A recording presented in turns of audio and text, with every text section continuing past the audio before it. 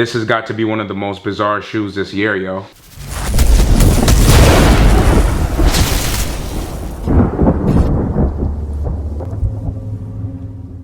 Welcome back, everybody, and I hope you all are having a wonderful day. And as you guys already saw by the thumbnail of the video, we definitely have one of the most bizarre sneakers that have come out this year, and it is none other than the Cactus Plant Flea Market Flea 1.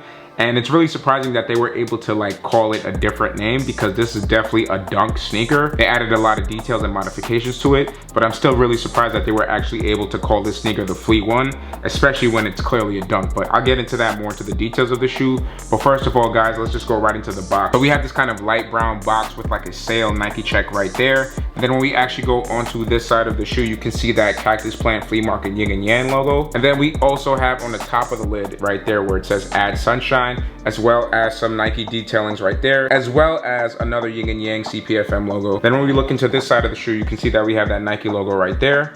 And then when we go into the back of the lid, the same thing pretty much follows suit. Then when we open this box, you can see that we have this nice wax tissue paper right here, which basically shows like a sky. And then you can see that Nike Air and Cactus Plant Flea Market logo. And then we have that standard white wax tissue paper. But then what's really dope about the shoe is the fact that it does come with a CPFM and Nike dust bag. And I think this looks really cool and kind of plays into the theme of this entire shoe, which I'll get into the history of the shoe. And now when focusing on the history of the shoe, this is actually not the original model that was supposed to come out. And I think that model that was supposed to come out is a superior version to this. And that was actually the Desert Moss Cactus Plant Flea Market. And I think that shoe is super dope.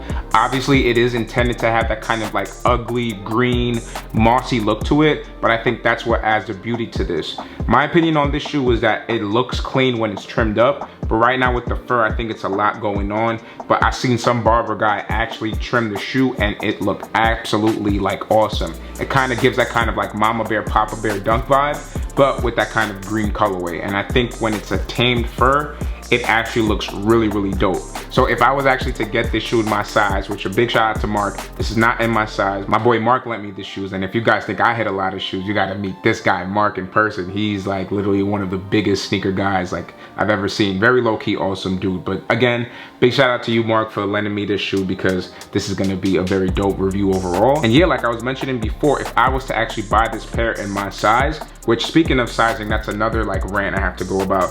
I believe that this sneaker right here is a true to size or half size up. It does have like the dunk silhouette to it, but it does have some padding as well. So since it's not my actual size, I can't give you guys 100% recommendation, but based on what I've seen in previous reviews of other people, they basically said that it fits true to size. And if you're wider footed, to go a half size up. So personally for me, I would go a half size up based on that information. And I do feel like there's a lot of padding, and there's another detail that I don't want to mention yet, but because of that detail, that also adds a lot of padding into the tongue as well. So to me, it kind of gives like an in-between of a Nike Dunk and a Nike SB Dunk.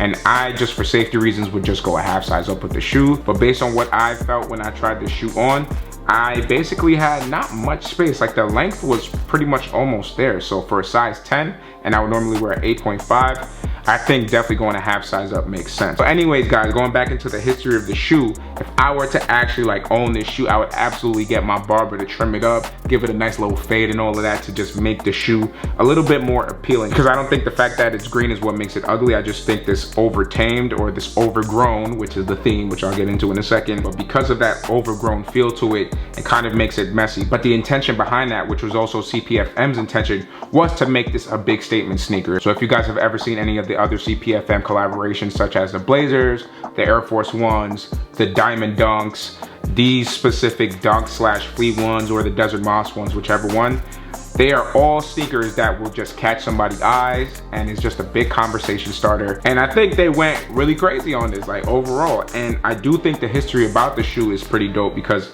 again, even though it's wacky, beauty about it is that since they gave it to you like this, and if you want to take out the time to, you can actually trim the sneaker. What I've seen what that barber guy did was completely awesome. Overall, a really dope concept, and I think they executed and did what they wanted to do overall. However, personally, I would go with the Desert Moss colorway as opposed to this. But the problem with that Desert Moss colorway was the fact that for some reason they couldn't get the sizing right. I don't know what was going on between production and all of that type of stuff, but people were saying that if you bought your true to size, it was not gonna fit you because it was so narrow. So basically what you needed to do was either go a full size or a full size and a half up. up.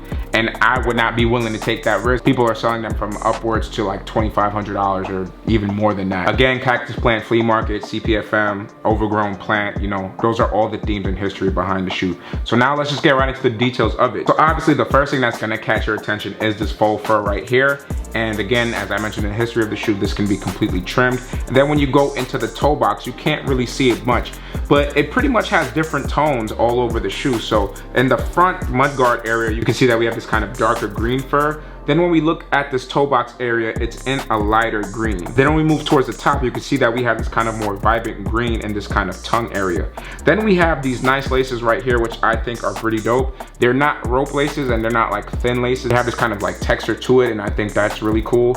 And then we go onto the top of the tongue. You can see that we have the CPFM and Nike Check logo right there, but it's covered in fur, so it's pretty hard to see. But then, which they definitely took from the Travis Scotts, is the fact that we do have a stash pocket on both tongues. So I think that's really dope, and that is why we also have that extra padding. So, you know, you could fit whatever you want to fit in there. I'm not gonna say what it is. And yeah, guys, so now when we go onto the lateral side of the shoe, you can actually see that again, it's covered in this fur. But we do get that CPFM logo right there, which is again covered in that fur, so it's hard to see.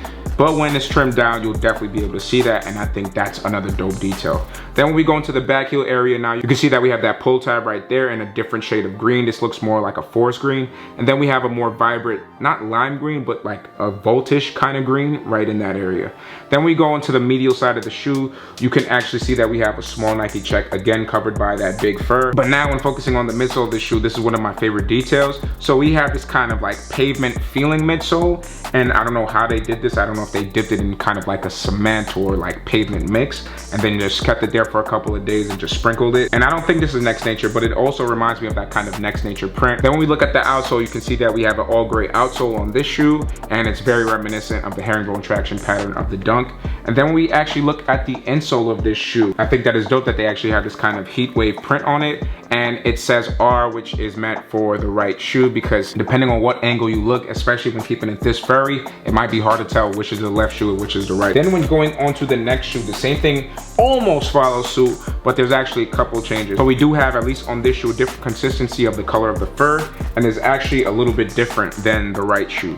And then also we have some other details, which I'll read it off right here. So first we have the orange Nike CPFM tag right there. Then when we read it, it actually says, "I've been growing. Please trim excess material on Nike CPFM Flea 1 before wear." So again, even they're telling you to like trim it down because it's a bit much, but you know, that's neither here nor there. Then we also have extra laces. So we have this kind of light green thin lace right there. And then we also have this dope rope lace right here. And I think this is super fire. And if this was my personal pair, I would be wearing it with these laces specifically. And then yeah, guys, most of the shoe pretty much follows suit other than the different consistencies of green. But then on the tongue, we also have a different detail. So instead of having that CPFM logo as well as the Nike Check, we do have the Nike branding right here as well as that Nike Check. But another difference when we're looking at the inside of the shoe is the fact that instead of having the right foot, we have the left foot with some different heat map color. So again, just something else to note right there. And then guys, as mentioned on the other silhouette, we do have the yin and yang logo right there as well as the Nike Check. But then another major difference is the fact that we do have a different colored outsole. This one is not as brittle as a Next Nature feeling midsole, but it definitely has that brittleness to it as well. This feels more of like dried soil, or maybe like the texture of a rock, which again, I think these are really dope details on the shoe. And then finally guys, when concluding onto the outsole, we have this kind of brown outsole right there. So overall, in my opinion guys, I definitely think that this is a super bizarre shoe. My rating for it would be probably between a 6.5 and a 7. I think this shoe at its base level definitely is a 6.5. When you trim it up, you could definitely raise it to about a 7 or 7.5 level. But again, it's definitely made to be a statement piece. It definitely was not that many pairs as well. I didn't see a lot of success from the people I know that normally hit, other than Mark, of course, because Mark is the GOAT. Again, 100% would recommend to get you a barber or somebody that knows how to use clippers and blades to make sure that they give this a nice little fade on the shoe, man. And you know, it'll definitely look nice after that, guys. So yeah, I mean, overall, that's gonna conclude the history as well as the details of the shoe. So now, let's get right into this on full look, all right?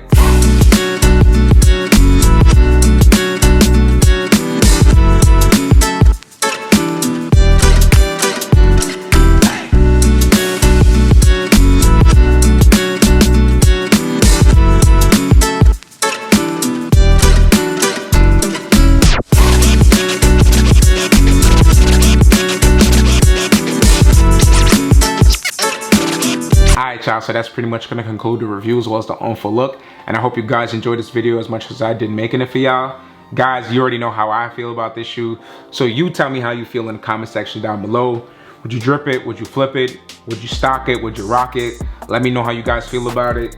It's definitely a very interesting shoe, and I don't have much to say. CPFM made their statement, and I think it did what it had to do in the streets, guys. So other than that, y'all, don't forget to like, share, comment, and subscribe. Share with your friends and your family and all that. Just keep doing what y'all doing to help push the YouTube algorithm and help my channel grow. Guys, we are almost at that 1,400 subscriber mark, and we're just gonna keep growing. So just keep doing what y'all doing, and I appreciate y'all so much. So other than that, y'all, I'll catch y'all in the next video. Peace.